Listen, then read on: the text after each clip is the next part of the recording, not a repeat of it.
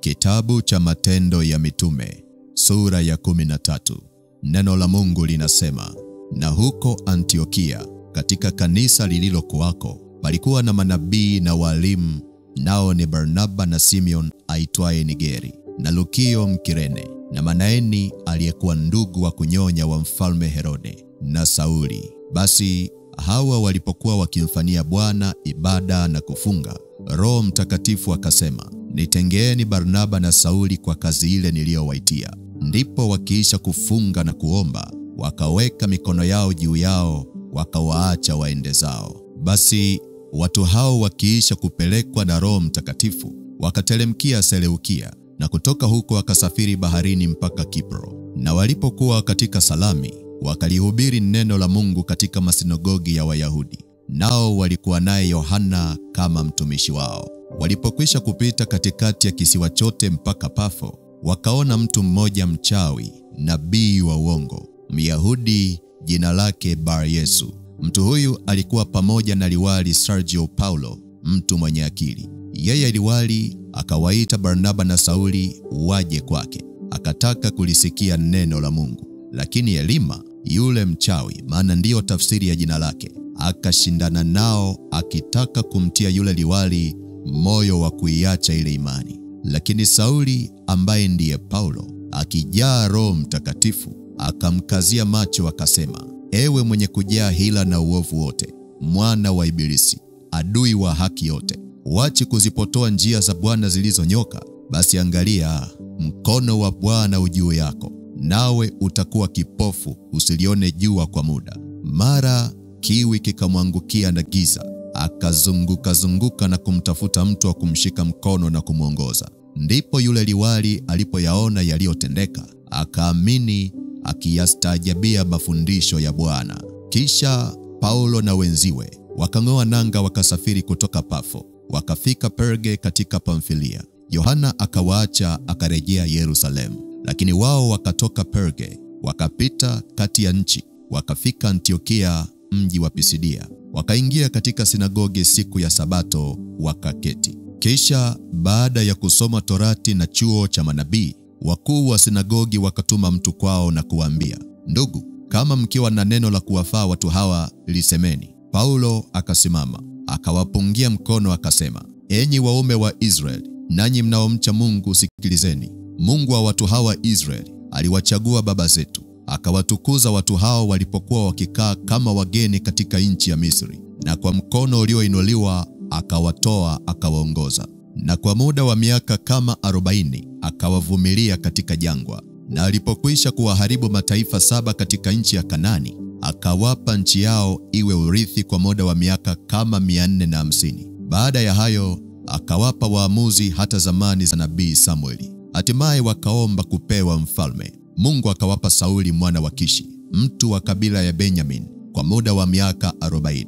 Na alipokwisha kumwondoa huyo, akamuinua Daudi awe mfalme wao, ambaye alimshuhudia akisema, nimemwona Daudi mwana wa Yese, mtu anayeupendeza moyo wangu, atakayefanya mapenzi yangu yote. Katika uzao wake mtu huyo, Mungu amewaletea Israeli mwokozi, yaani Yesu, kama alivyoahidi. Yohana alipokuwa amekwisha kuwahubiri watu wote wa Israeli habari za ubatizo wa toba kabla ya kuja kwake. Naye Yohana alipokuwa akimaliza mwendo wake alinena, mwanidhani mimi kuwa ni nani? Mimi siye, lakini angalieni, anakuja mmoja nyuma yangu ambaye mimi sistahili kumlegezea viatu vya miguu yake. Ndugu zangu, wana ukoo wa Ibrahim, na hao miongoni mwenu wanaomcha Mungu, kwetu sisi neno la wokovu huu limepelekwa. Kwa maana wakao Yerusalemu na wakuu wao, kwa kuwa hawakumjua yeye, wala maneno ya manabii yanayosomwa kila Sabato, wameyatimiza kwa kumhukumu. Na ijapokuwa hawakuona sababu ya kumfisha, wakamwomba Pilato auawe. Hata walipokwisha kumaliza yote aliyoandikiwa, wakamteremsha katika ule mti, wakamweka kaburini. Lakini Mungu akamfufua katika wafu, akaonekana siku nyingi na wale waliopanda naye kutoka Galilaya hata Yerusalemu, ambao sasa ndio walio mashahidi wake mbele ya watu. Na sisi tunawahubiri habari njema ya ahadi ile waliopewa mababa, ya kwamba Mungu amewatimizia watoto wetu ahadi hiyo, kwa kumfuata Yesu kama ilivyoandikwa katika Zaburi ya 2, wewe ndiwe mwanangu, mimi leo nimekuzaa. Tena ya kuwa alimfufua katika wafu, asipate kurudia uharibifu, amenena hivi, nitawapa ninyi mambo matakatifu ya Daudi yaliyoamini. Kwa hiyo anena na pengine, hutamwachia mtakatifu wako kuona uharibifu. Kwa maana Daudi akiisha kulitumikia shauri la Mungu katika kizazi chake, alilala, akawekwa pamoja na baba zake, akaona uharibifu. Bali huyu aliyefufuliwa na Mungu hakuona uharibifu. Basi na ijulikane kwenu ndugu zangu, ya kuwa kwa huyo mnahubiriwa msamaha wa dhambi, na kwa yeye kila amwaminie huhesabiwa haki katika mambo yale yote asiyoweza kuhesabiwa haki kwa torati ya Musa. Angalieni basi, isiwajilie habari ile iliyonenwa katika manabii, tazameni enyi mnaodharau, kastaajabuni mkatoweke, kwa kuwa natenda kazi mimi siku zenu, kazi ambayo msingeisadiki kabisa, ijapo mtu akiwasimulia sana. Na walipokuwa wakitoka,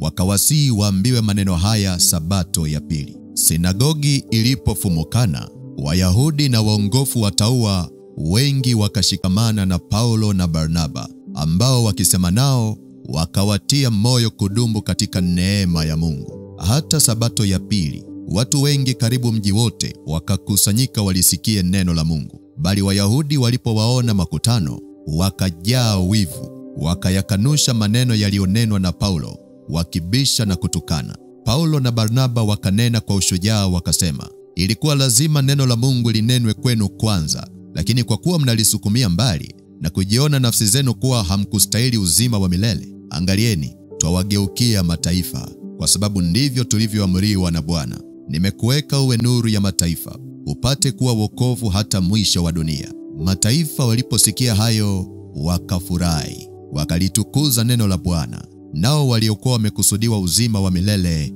wakaamini. Neno la Bwana likaenea katika nchi ile yote. Lakini Wayahudi wakawafitinisha wanawake wataua wenye vyeo na wakuu wa mji, wakawataharakisha watu wawaudhi Paulo na Barnaba, wakawatoa katika mipaka yao. Nao wakawakung'utia mavumbi ya miguu yao, wakaenda Ikonio, na wanafunzi walijaa furaha na Roho Mtakatifu.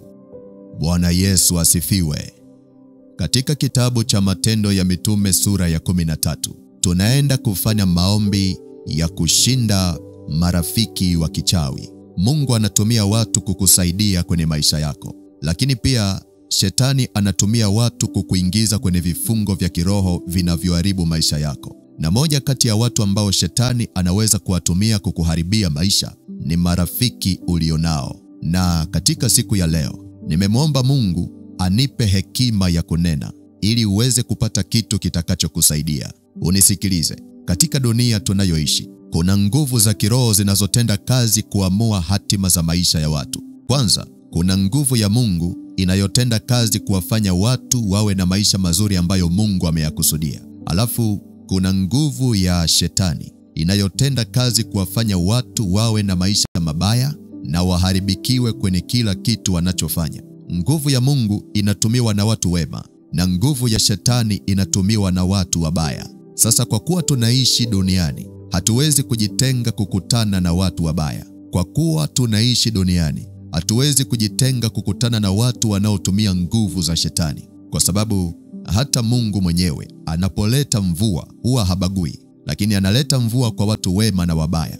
Mungu anapoleta jua haleti jua kwa watu wema peke yao, lakini analeta jua na kwa watu wabaya pia, ambayo inamaanisha ya kwamba maadamu bado tupo katika dunia hii, hatuwezi kukwepa kukutana na watu wabaya. Kitu pekee tunachoweza kukifanya katika maisha ni kuchagua ni nani tunataka kuambatana naye kwenye safari ya maisha. Uwezo wa kuchagua watu tunaowataka upo ndani yetu. Uwezo wa kuchagua watu tunaotaka wawe sehemu ya maisha yetu upo ndani yetu. Na Mungu alitupa huo uwezo pamoja na akili ili kutusaidia kupambanua kati ya mema na mabaya. Sasa katika kutumia uwezo wa kuchagua watu tunaotaka kuambatana nao, ndipo tunachagua aina ya marafiki tulionao. Sasa upo uwezekano ya kwamba ukachagua rafiki wa kuambatana naye, lakini akawa ni mchawi. Inawezekana kabisa ukawa na rafiki unayempenda, ukawa na rafiki unayemweleza mambo yako, unamweleza mipango yako, na unaweza ukawa unamwamini sana, lakini akawa ni mchawi anayetumia nguvu za giza kuendesha urafiki wenu. Sasa nini maana ya rafiki wa kichawi? Ni muhimu sana nikupe tafsiri itakayokusaidia kuelewa na itakayokupa wepesi tutakapoingia katika maombi. Nini maana ya rafiki wa kichawi? Unisikilize, itakusaidia. Rafiki wa kichawi ni mtu aliyetumwa na ufalme wa giza kuchukua taarifa za maisha yako na kuzifanyia kazi ya uharibifu. Kwa mfano, akijua kuhusu familia yako, anazitumia hizo taarifa kufanya uharibifu. Akijua taarifa za ndoa yako, anazitumia hizo taarifa kufanya uharibifu. Na akijua taarifa za kazi yako, anazitumia kufanya uharibifu. Rafiki wa kichawi ni mtu anayetazama maisha yako kwa waganga wa kienyeji. Huyu ni mtu ambaye mchana ni rafiki yako, lakini usiku anaenda kwa mganga kuuliza habari za maisha yako kwa kutumia pepo la utambuzi. Rafiki wa kichawi ni mtu anayetumika na ufalme wa giza kukwamisha hatima yako. Ni mtu anayetumika na ufalme wa giza kukwamisha mipango yako isifanikiwe. Rafiki wa kichawi ni mtu anayetumia nguvu za giza kuendesha urafiki wenu. Na hapa ni pale ambapo hata kama umegundua kuwa si mtu mzuri kwako, kuna nguvu inakuingia na unashindwa kumwacha. Anakutesa lakini huwezi kumwacha.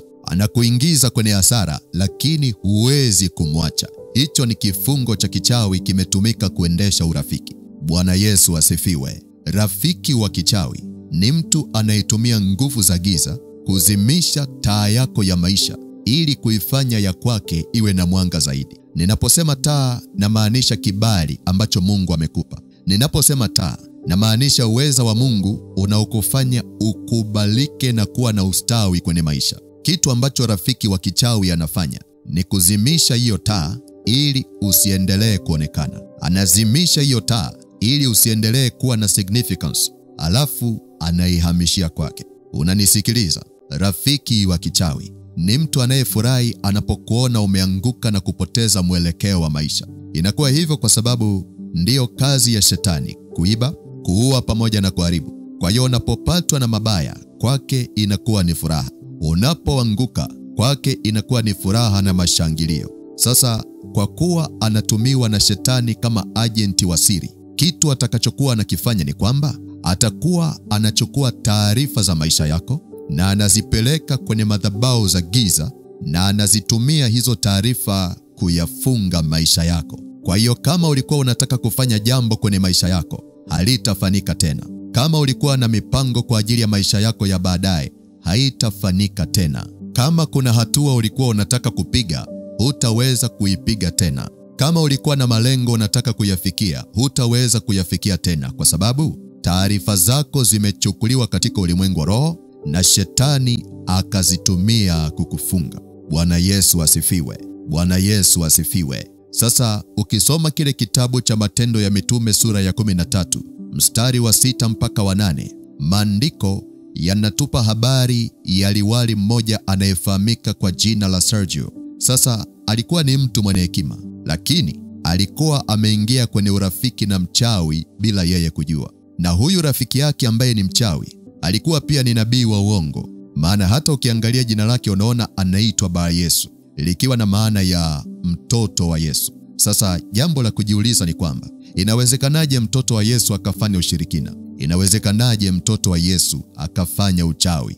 Na agenda ambayo huyo mchawi alikuwa ameisimamia ni kuhakikisha yule liwali hapokei imani ya kumwamini Yesu kuwa Bwana na Mwokozi wa maisha yake. Maandiko yanatuambia walipokwisha kupita katikati ya kisiwa chote mpaka Pafo, wakaona mtu mmoja mchawi, nabii wa uongo, Myahudi, jina lake Bar Yesu. Mtu huyu alikuwa pamoja na liwali Sergio Paulo, mtu mwenye akili. Yeye liwali akawaita Barnaba na Sauli waje kwake, akataka kulisikia neno la Mungu. Lakini Elima, yule mchawi, maana ndiyo tafsiri ya jina lake, akashindana nao akitaka kumtia yule liwali moyo wa kuiacha ile imani. Sasa huyu mchawi alimzuia Sergio asipokee imani. Moyo wake uligeuzwa, na kitu kilichofanyika kwa Sergio ndicho kinachofanyika kwa watu wengi sana katika nyakati hizi za leo. Wengine wamezuiwa wasifikie malengo yao. Wengine wamezuiliwa wasipokee uponyaji. Wengine wamezuiliwa wasifanikiwe kwenye maisha. Lakini kilichowakwamisha ni vita ya kiroho iliyotoka kwa wakala wa siri wa kishetani aliyejitokeza na kujifunua kama rafiki. Sasa usinielewe vibaya. Sisemi uanze kufukuza watu kwenye maisha yako bila utaratibu, kwa sababu si kila rafiki uliye naye ni mbaya. Kuna marafiki ni wazuri sana ambao Mungu anawaleta kwenye maisha yako. Lakini ninachotaka ukifahamu hapa ni kwamba shetani pia anao mawakala wake hapa duniani, na wengine wanaweza kuja kwako kama marafiki, lakini wamebeba agenda ya siri ya kukukwamisha. Na kitu unachotakiwa kukifanya, hata kama huna uwezo wa kupambanua roho, basi jifunze kuwa mwangalifu na aina ya taarifa unazozitoa kwa watu kuhusu maisha yako. Jifunze kuwa mwangalifu na taarifa unazotoa kwa watu kuhusu mipango yako na ubaadaye wako. Iko hivi, taarifa za maisha yako zimebeba siri ya kiroho ya maisha yako. Taarifa za mipango yako zimebeba siri ya kiroho ya mahali unapoelekea. Kwa hiyo usiwe mwepesi kuongea kila kitu kwa kila mtu, mpaka uwe na uhakika kwamba huyo unayemwita rafiki ni kweli ana Mungu ndani yake. Unanisikiliza? Unanisikiliza? Kwa sababu si kila roho ni ya kuiamini na kuikabidhi maisha yako. Biblia inasema, msiamini kila roho, bali zijaribuni hizo roho kama kweli zimetokana na Mungu. Huyu rafiki wa Sergio alikuwa na jina linaloonyesha kana kwamba ana Mungu ndani yake, lakini kumbe alikuwa ni mjumbe wa siri wa shetani aliyetumwa kumzuia asiipokee imani. Mimi sijajua aina ya marafiki ulionao. Sijajua nani ni rafiki wa kweli, na sijajua nani ni wakala wa giza aliyejipenyeza kwa siri ili kukuharibia maisha yako. Lakini kitu kimoja ninachokifahamu ni kwamba hata kama shetani amekusudia mabaya dhidi ya maisha yako, Bwana anaenda kuyageuza yawe mema. Hata kama shetani amekuwekea mitego ya siri kupitia marafiki wa kichawi, Bwana anaenda kukuokoa na anaenda kukutoa kwenye mikono yao. Hata kama wamechukua taarifa zako na kuzipeleka kwenye madhabahu za uharibifu, hawatafanikiwa kukuharibu, kwa sababu Bwana Yesu ndiye ngome yako na ushindi wako. Na katika maombi ya leo, anaenda kukushindia na anaenda kukuweka salama. Katika maombi ya leo, Bwana anaenda kukuepusha na marafiki wabaya waliotumwa na Ibilisi kuharibu hatima yako. Bwana Yesu asifiwe. Bwana Yesu asifiwe. Bwana Yesu asifiwe. Kwa hiyo kama upo tayari, omba na mimi maombi haya, na uombe kwa kumaanisha.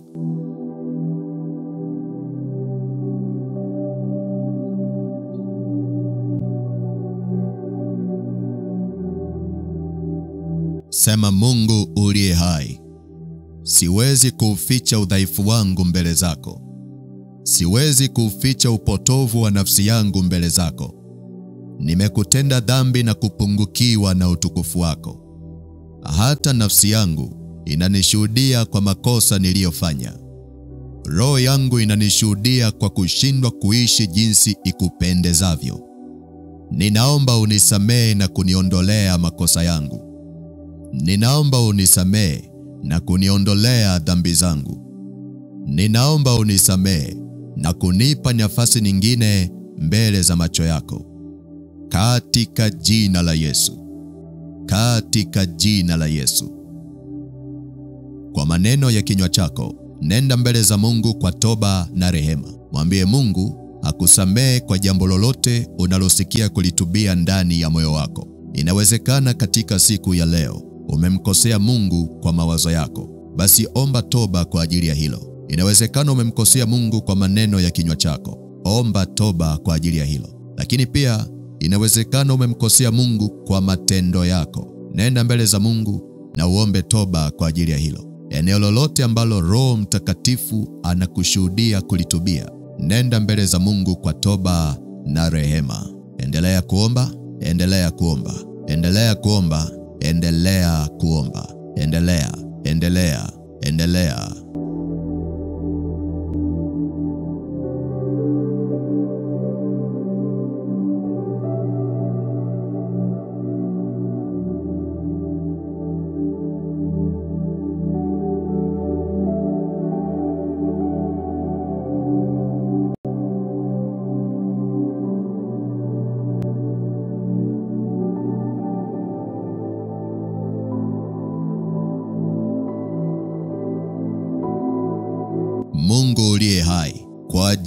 jina lako, tunaomba utusamehe kwa maovu yote tuliyofanya. Kwa ajili ya jina lako, tunaomba utusamehe kwa dhambi zote tulizofanya. Tunaomba ukumbuke rehema zako na fadhili zako katika maisha yetu. Tunaomba usiyakumbuke makosa na maasi tuliyoyatenda mbele za uso wako, maana nafsi zetu zinajutia kukutenda dhambi. Mioyo yetu inajutia kwa matendo mabaya tuliyoyafanya kwa siri. Mioyo yetu inajutia kwa mawazo mabaya tuliyoyawaza ndani ya mioyo yetu. Nafsi zetu zimechafuliwa kwa mawazo mabaya. Mioyo yetu imechafuliwa kwa hisia mbaya. Hata matendo yetu yametumika kumpa shetani uhalali wa kutushitaki mbele zako. Tunaomba utuhurumie na kutusamehe. Tunaomba utuhurumie na kutusamehe. Tunaomba utuondolee uovu unaotumika kututenganisha na wewe. Tunaomba utufutie dhambi na makosa yanayotumika kututenganisha na uso wako. Baba wa rehema, tunajitakasa kwa damu ya Yesu iliyomwagika pale msalabani. Tunajitakasa kwa damu ya Yesu iliyomwagika pale msalabani. Tunaomba damu ya Yesu itusafishe kuanzia ndani mpaka nje. Tunaomba damu ya Yesu itusafishe na kutupa kibali kipya na neema machoni pako. Tunaomba damu ya Yesu itusafishe na kutupa neema ya kusikilizwa na wewe, katika jina la Yesu, katika jina la Yesu, katika jina la Yesu.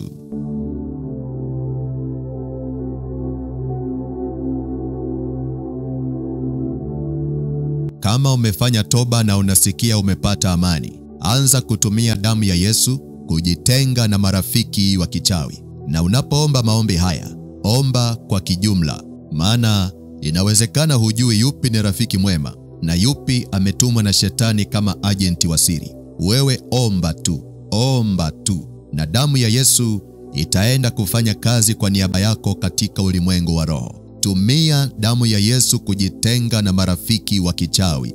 Kwa mfano, unaweza kuomba hivi: Mungu uliye hai, nasimama na damu ya Yesu katika ulimwengu wa roho.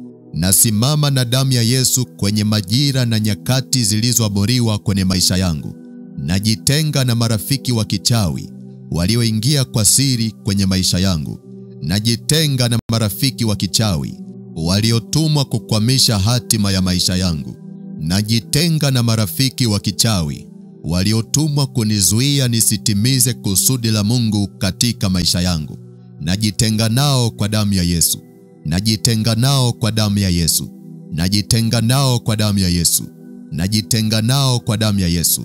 Kila nguvu ya kiroho inayotuunganisha, naivunja kwa damu ya Yesu. Naivunja kwa damu ya Yesu.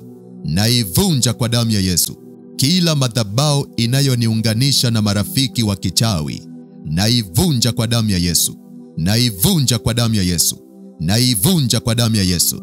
Endelea kuomba namna hiyo. Endelea kuomba namna hiyo. Achilia damu ya Yesu isimame kati yako na rafiki wa kichawi aliyetumwa kwa siri kukuharibia maisha. Achilia damu ya Yesu isimame kati yako na rafiki wa kichawi aliyetumwa kwa siri kukuharibia malengo yako kwenye maisha. Achilia damu ya Yesu. Achilia damu ya Yesu. Achilia damu ya Yesu. Alafu jitenge na hao watu. Jitenge na hao marafiki. Endelea kuomba. Endelea kuomba. Endelea kuomba. Endelea kuomba. Endelea. Endelea.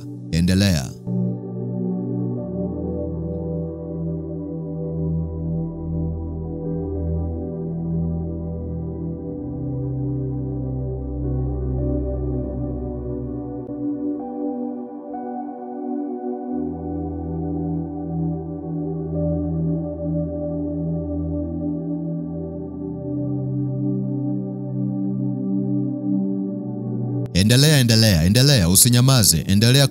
Endelea kujitenga. Tumia damu ya Yesu. Tumia damu ya Yesu. Endelea.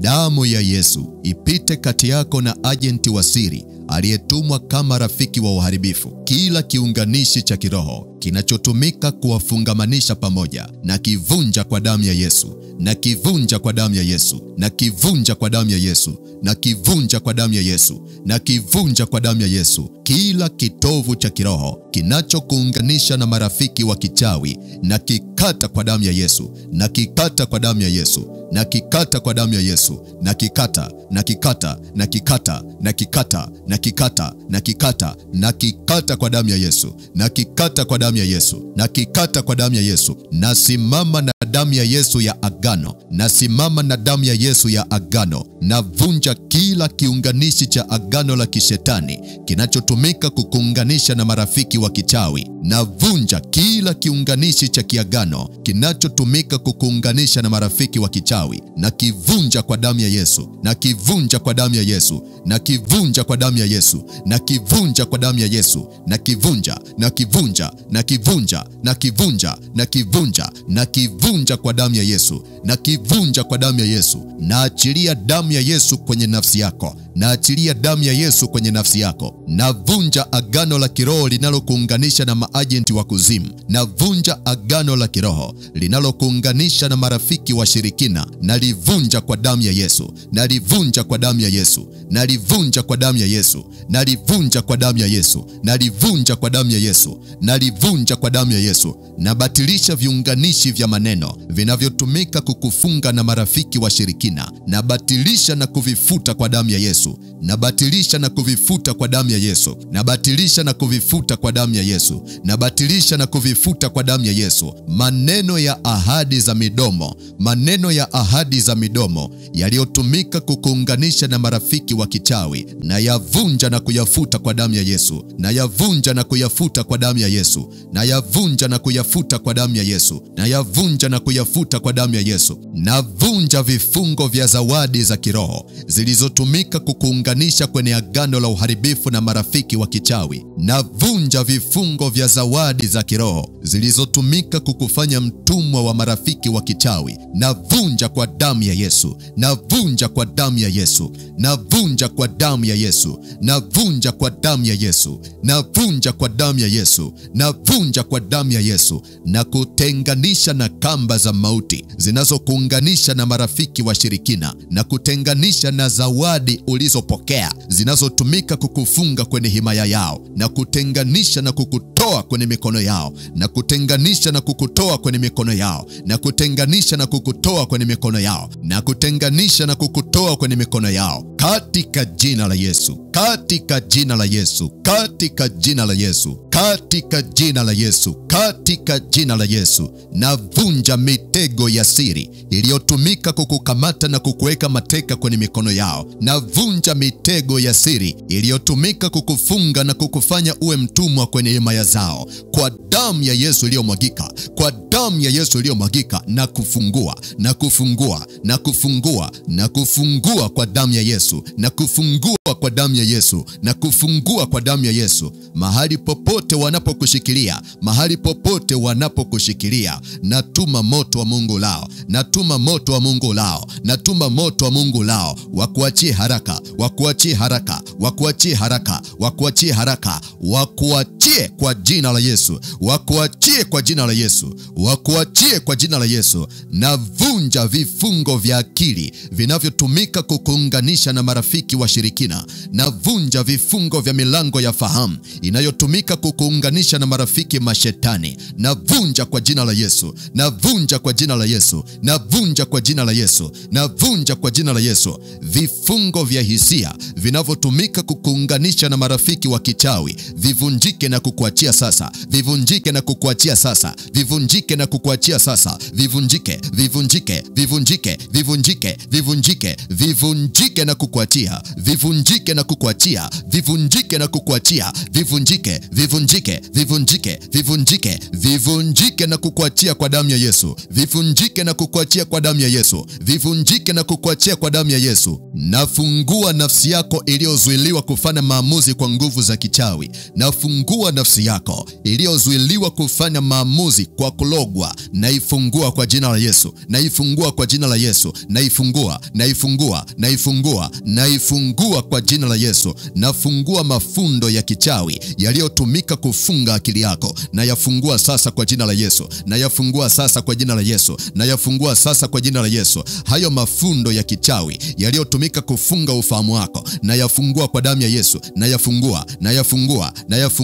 Ninaamuru ufahamu wako ufunguliwe kwa jina la Yesu. Ninaamuru ufahamu wako ufunguliwe kwa jina la Yesu. Ufahamu wako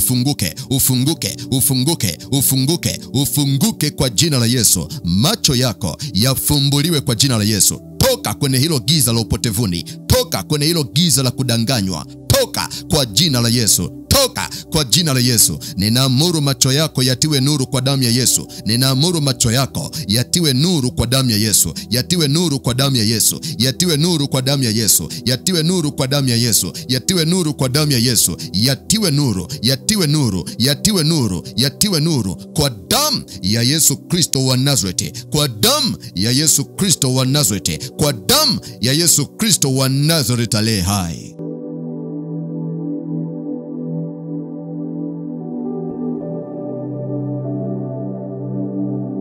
Kama umeshajitenganisha na unasikia kuvuka, anza kukomboa taarifa za maisha yako zilizochukuliwa na marafiki wa kichawi bila wewe kujua. Unapoomba, tumia damu ya Yesu kukomboa. Kwa mfano, unaweza ukaomba hivi: Mungu uliye hai, nasimama na damu ya Yesu kwa ajili ya ukombozi wa maisha yangu. Nasimama na damu ya Yesu kwa ajili ya kufunguliwa kwa hatima yangu. Kwa damu ya Yesu iliyomwagika msalabani. Kwa damu ya Yesu iliyomwagika msalabani. Nakomboa taarifa za maisha yangu zilizochukuliwa na marafiki washirikina. Nakomboa taarifa za watoto wangu zilizochukuliwa na marafiki washirikina. Nakomboa taarifa za mipango yangu zilizochukuliwa na marafiki washirikina. Mahali popote zilipopelekwa, nazikomboa kwa damu ya Yesu. Nazikomboa kwa damu ya Yesu. Nazikomboa kwa damu ya Yesu. Mahali popote zilipofichwa, nazikomboa kwa damu ya Yesu. Nazikomboa kwa damu ya Yesu. Nazikomboa kwa damu ya Yesu.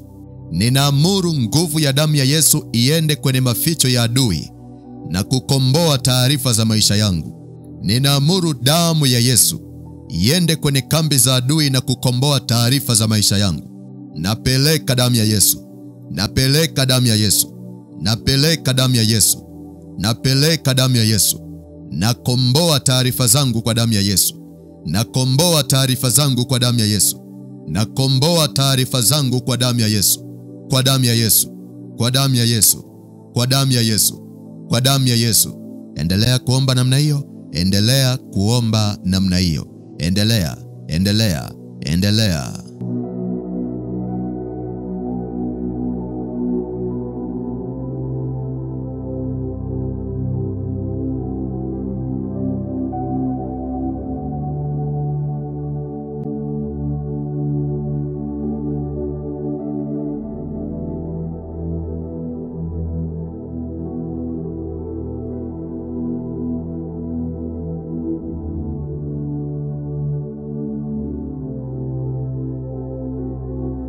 Naamuru ulimwengu wa roho uachilie taarifa zako kwa jina la Yesu. Naamuru ufalme wa giza uachilie taarifa za maisha yako kwa jina la Yesu. Naamuru mashimo ya wachawi yatapike taarifa za maisha yako kwa jina la Yesu.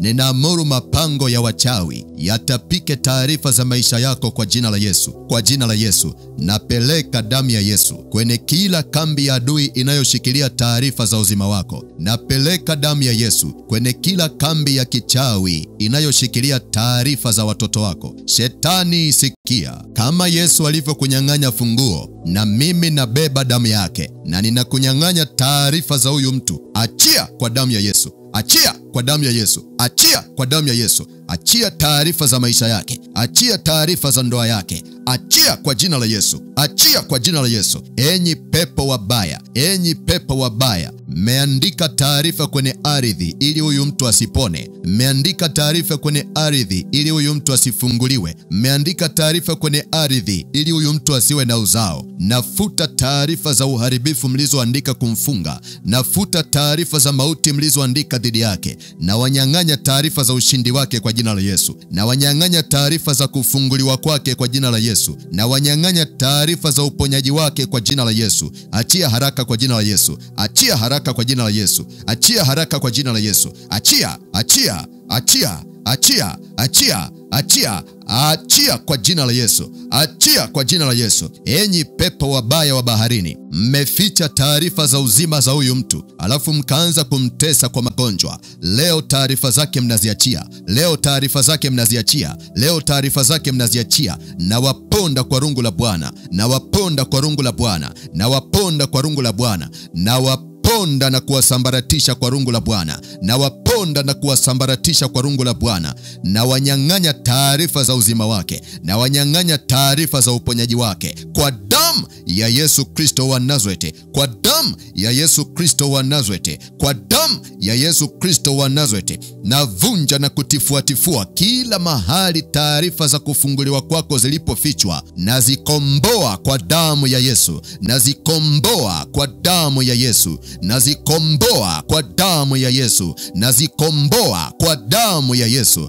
Kuanzia leo, shetani hana uhalali tena wa kutumia taarifa zako kukufunga. Kuanzia leo, shetani hana uhalali tena wa kutumia taarifa zako kukukwamisha kwenye maisha. Katika jina la Yesu. Katika jina la Yesu. Katika jina la Yesu. Katika jina la Yesu. Katika jina la Yesu. Katika jina la Yesu. Katika jina la Yesu.